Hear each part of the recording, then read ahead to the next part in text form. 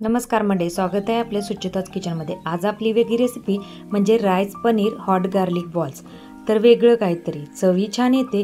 मी त्यासाठी राईस शिजवून घेतलेले आणि 200 ग्रॅम पनीर बारीक करून घेतलेले, त्यामध्ये अर्धा चमचा चिली फ्लेक्स, चवीनुसार मीठ आणि बारीक करून गाजर आणि शिमला मिरची क्रश करून घेतलेले, त्यामध्ये एक कांदा बारीक करून घातलेला आहे आणि अर्धा चमचा मिर पावडर घातलेली आहे आणि अर्धी वाटी रवाई घातलेला आहे म्हणजे बाइंडिंगसाठी, आणि लसूण थोडासा खलबत्त्यात क्रश करून घातलेला आहे म्हणजे 5 ते 7 कुड्या आहेत। आता हे सर्व साहित्य मिक्स करून घ्यायचं आहे। यामध्ये पाण्याचा बिलकुलही वापर करायचा नाही।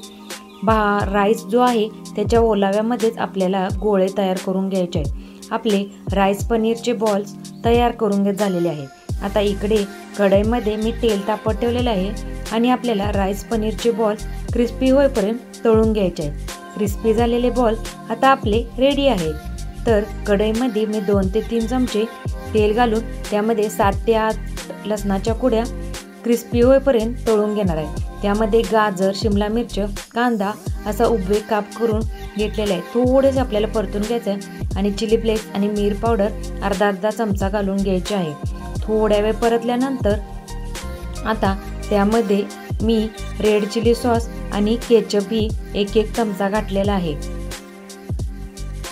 आणि कॉर्नफ्लॉवरची प्युरी घातलेली आहे। थोडंसं आता हे पाणी घालून किंचित आपल्याला उकळी आणून द्यायचे। त्यामध्ये मी तीळ घातलेले आहे, 2 चमचे तीळ आहेत।